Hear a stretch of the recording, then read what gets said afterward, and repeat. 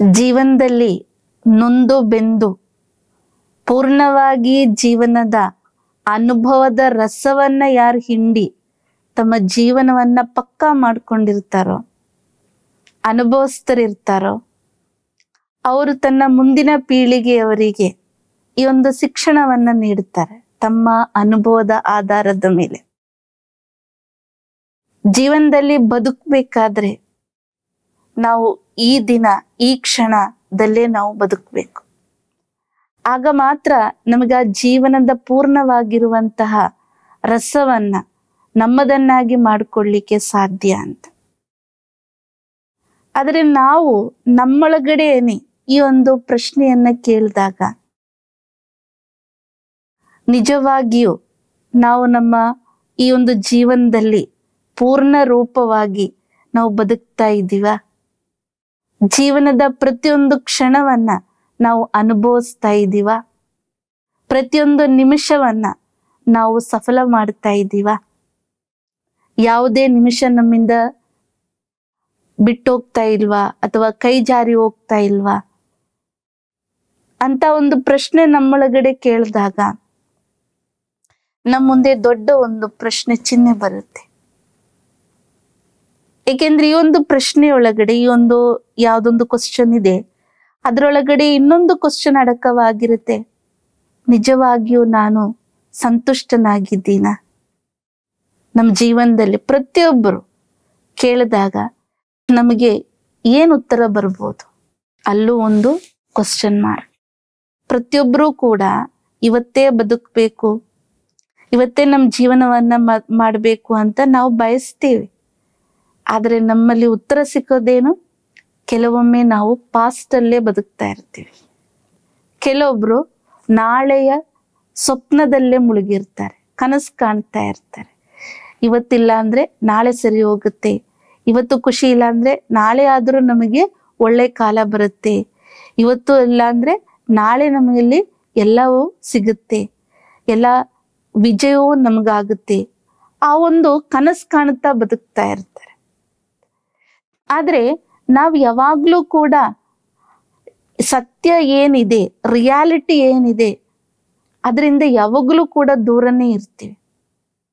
ಏಕೆಂದ್ರೆ ಪ್ರೆಸೆಂಟ್ ಅಲ್ಲಿ ಮಾತ್ರ ಏನಿದೆಯೋ ಅದು ಕಾಣ್ತಾ ಹೋಗ್ತಾ ಇದೀವಿ. ಆದ್ರೆ ಪ್ರೆಸೆಂಟ್ ಅಲ್ಲಿ ಬದುಕಲಿಕ್ಕೆ ನಾವು ಕಲ್ತಿಲ್ಲ.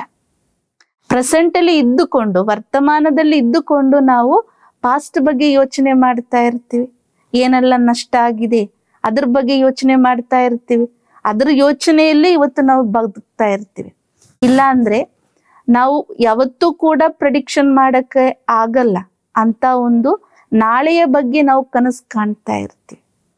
ಆದ್ರೆ ಇವತ್ತು ನಮ್ಮ ಕೈಯಲ್ಲಿ ಏನಿದೆ ಅದು ವರ್ತಮಾನ, ಅದು ಪ್ರೆಸೆಂಟ್.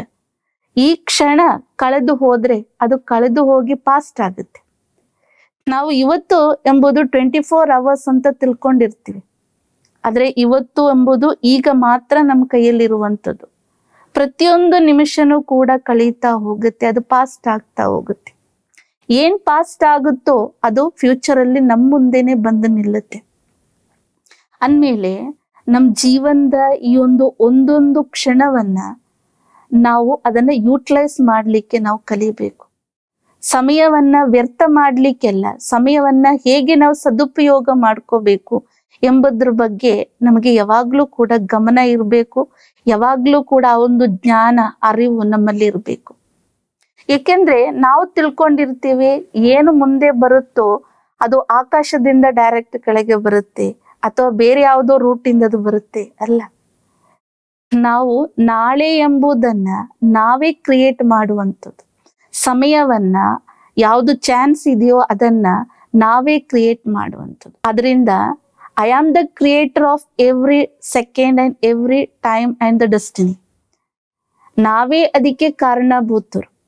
ಏಕೆಂದ್ರೆ ಇವತ್ತು ನಾವೇನು ಇವತ್ತು ಅಂತ ತಿಳ್ಕೊಂಡಿರ್ತೀವಿ, ನೆನ್ನೆನೂ ಕೂಡ ನಾವು ಅದನ್ನೇ ತಿಳ್ಕೊಂಡಿದ್ದೀವಿ. ನಾಳೆನೂ ಕೂಡ ನಮಗೆ ಅದೇನಾಗುತ್ತೆ, ಆಜ್ ಅಂದ್ರೆ ಇವತ್ತು ಎಂಬುದು ನಾಳೆ ನಮ್ಮ ಮುಂದೆ ಬರುತ್ತೆ. ಇವತ್ತು ನಾವಿರುವಾಗ ಅದು ನಾಳೆ ಅಂತ ತಿಳ್ಕೊಂಡಿರ್ತೀವಿ. ಆದ್ರೆ ನಾಳೆ ನಾವು ತಲುಪುವಾಗ ಅದು ಇವತ್ತಾಗಿ ಹೋಗುತ್ತೆ.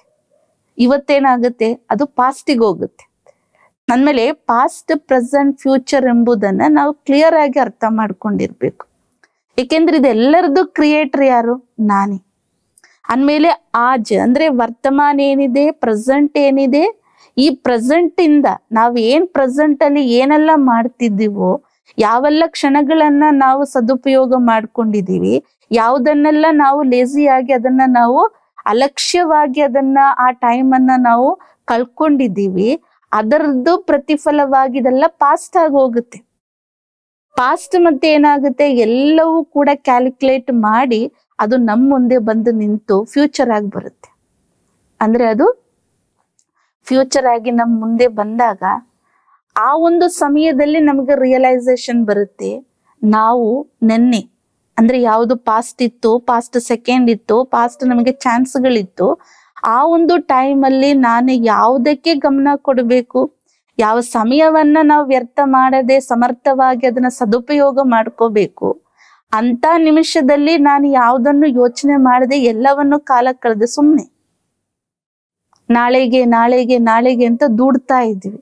ಯಾವುದೇ ವಿಚಾರ ಆಗಿರ್ಲಿ, ಅದು ಕೆಲಸದ ವಿಚಾರನೆ ಆಗಿರ್ಲಿ, ಅಥವಾ ಓದಿನ ವಿಚಾರಣೆ, ಎಜುಕೇಶನ್ ವಿಚಾರಣೆ ಆಗಿರ್ಲಿ, ಒಂದು ಮನೆ ಕಟ್ಟುವ ವಿಚಾರಣೆ ಆಗಿರ್ಲಿ, ಏನೇ ವಿಚಾರ ಆಗಿರ್ಲಿ, ಅಥವಾ ಮನೆಯೊಳಗಡೆನೆ ಅಥವಾ ಒಂದು ಕ್ಲೀನಿಂಗ್ ವಿಚಾರಣೆ ಆಗಿರ್ಲಿ, ನಾವು ಪ್ರತಿಯೊಂದು ವಿಚಾರವನ್ನ, ಪ್ರತಿಯೊಂದು ಕಾರ್ಯವನ್ನ ಯಾವ ಸಮಯದಲ್ಲಿ ಯಾವಾಗ ಬೇಕೋ ಹಾಗೆ ಮಾಡದೆ ನಾವು ಆ ಟೈಮಲ್ಲಿ ದೂಡ್ತಾ ಹೋಗ್ತೀವಿ.